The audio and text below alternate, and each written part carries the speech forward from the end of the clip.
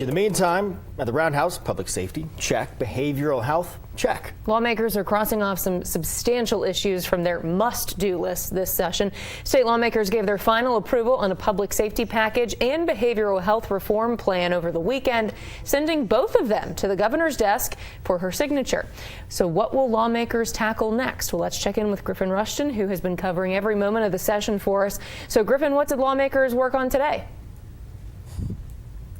Well, it's budget day, Tessa. House lawmakers spent the entire afternoon debating their $10.8 billion state budget proposal before eventually approving it with bipartisan support and sending it off to the Senate. Now, this year's budget is roughly 6% higher than last year's state budget, while still keeping around a third of state revenue in reserves. And that's an important number to know because state lawmakers say they plan on relying on those reserve funds in case of any more federal funding freezes out of Washington. Now, some of the big line items in the budget to know about include a 4% pay raise for all public school workers and raising the minimum salaries for all teachers by $5,000. There's also roughly $155 million allocated just for housing projects and addressing homelessness, and there's hundreds of millions of dollars all going into several state trust funds this year.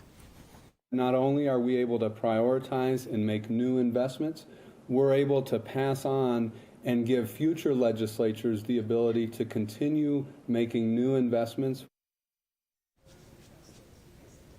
Not everyone is happy with this budget proposal, though. CYFD leaders asked state lawmakers for an extra $64 million in recurring costs this year for what they're saying is to hire much-needed staff members and to increase foster family stipends. State lawmakers, though, are only giving CYFD a fraction of that request. I think there just seems to be a disconnect in the trust and really understanding what's needed. And I can completely understand it's been problematic for so long.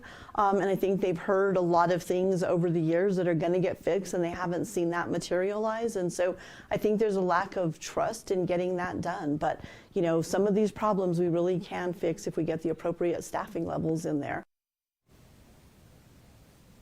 Now, there is a chance that state senators could add in some extra funds for CYFD, but with public safety, behavioral health, and now the state budget largely out of the way, state lawmakers do seem to be shifting their attention to other big issues like education. A House committee unanimously approved a new proposal this morning challenging the governor's 180-day school year plans. Now, the governor believes all New Mexico students need to be in class a minimum of 180 days a year, 5 days a week, while some rural school districts would rather stick to their 4 longer days a week. This bill, approved by lawmakers, would definitively leave it up to districts to decide that. Meanwhile, the state Senate approved a bill today making the, quote, science of reading the official teaching strategy here in New Mexico. This bill essentially requires all New Mexico teachers to learn and teach structured literacy techniques to New Mexico students, a philosophy that's already boosted